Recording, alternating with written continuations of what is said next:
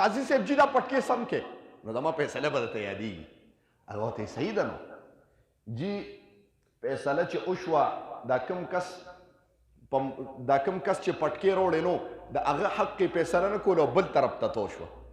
دا کس ورته وایي وایي قاضي صاحب پټکې سم کې جي پټکې کوک شوی دی هغه ورته پټکې خو غوا وړی دی پټکې خو د بل غوا راوستې وه تا چې کوم پټکې راوړه هغه د غوا خوړلی دی دا ګېډه به څنګه پاکیږي او په حلالو به څنګه بدلیږي یو وظیفه به انشاءالله ورکوم د حرامو نه د بچو دپاره او د انسان د ګېډې د پاکېدو دپاره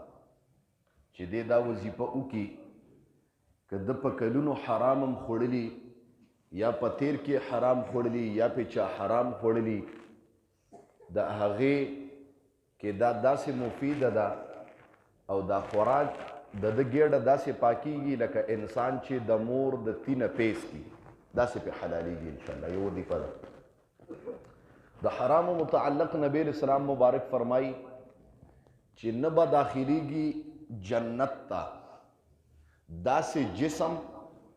چې هغه جسم کې حرام پراتی مقصد دا دی مونږ هلکه دنیا کې وایو جي دا سړی حرامي دی نن د حرامي تعریف هم زده که چې حرامي څه ته وایي مونږ پښتو کې حرامي هغه انسان ته ویل کېږي چې د ده په نطفه کې میکسینګي مونږ ورته داسې وایو لکه هلکه جي دا د یو پلار نه پیدا نه دی مونږ وایو پښتو کې دا جي حرامي دی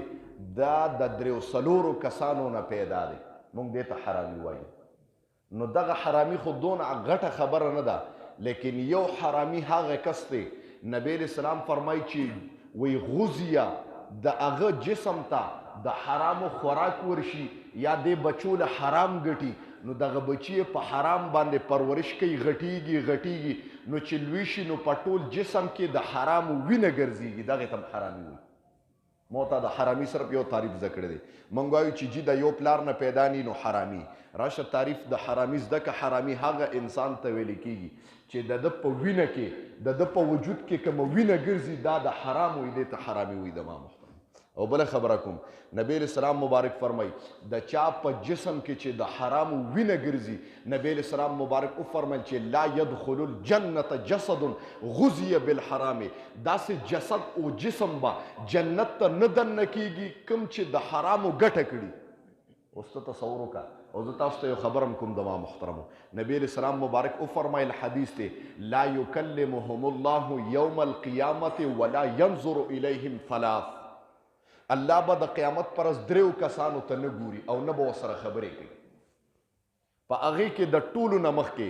المسبل راغلی دی ابو ذر غفاری رضی الله تعالی عنه وفرمیل د الله رسوله دا کوم بدبخته انسان دی چې الله ورسره خبرې هم کوي او نه خبرې کوي نو ورته ګوري دا خو غرق شه بس تباه و برباد شه نبی علیہ السلام مبارک ورته او 3 کسان دي چې 3 کارونه یو کس کوي د ټولو نه لومبې نبی علیہ السلام مبارک وفرمیل المسبلو مسبل هغه انسان ته ویل کېږي چې د دې ګیټو نه پنسۍ ښکته یو رواني د چا چې د ګیټو نه پنسۍ ښکته نبی علیہ السلام مبارک وفرمیل لا یکلمهم الله یوم القیامة ولا ینظر الیهم راغلی نه به ورسره الله خبرې کوي نه به ورته ګوري د مشکات شریف او د مسلم شریف حدیث دی یو چا چې د ګیټو نه پنسۍ ښکته دغه کس ته الله نه ګوري نه ورسره خبرې کوي دویم نمبر نبی علیہ الصلوۃ والسلام مبارک وفرمیل هغه کس دی چې هغه منان دی منان عربی کې هغه انسان ته وي چې یو مسلمان له صدقه ورکړي او بیا پې اثباتي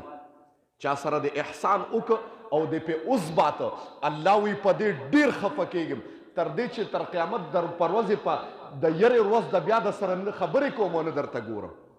زباتون کی انسان قرآن کی اللہ فرمائی یا ایوہ الذین آمنوا لا تبطلوا صدقاتکم بالمن والعذا قرآن کی اللہ فرمائی اے هغه کسانو چې ایمان امروړی دي صدقات او خپل زکاتونه لا تبطلوا صدقاتکم مباطلوي بالمن والعذا چې تا اوس باته په مسلمان زکات او صدقه دې ختم شو د ما محترم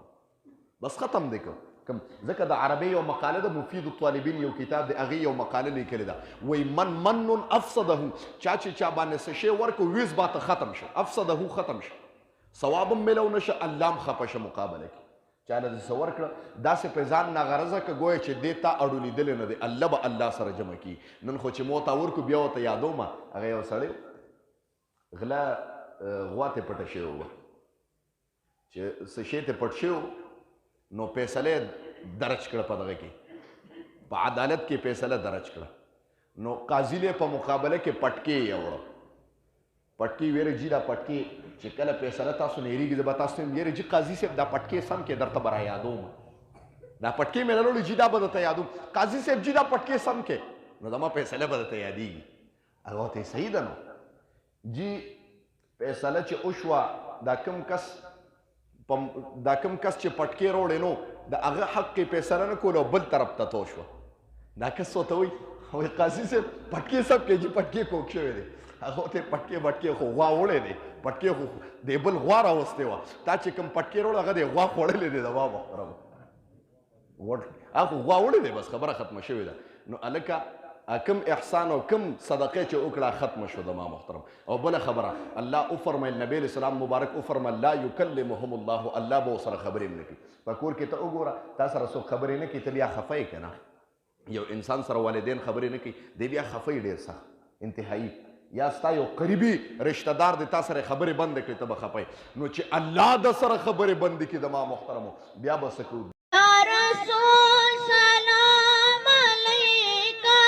یا حبیب سلام علیکا سلام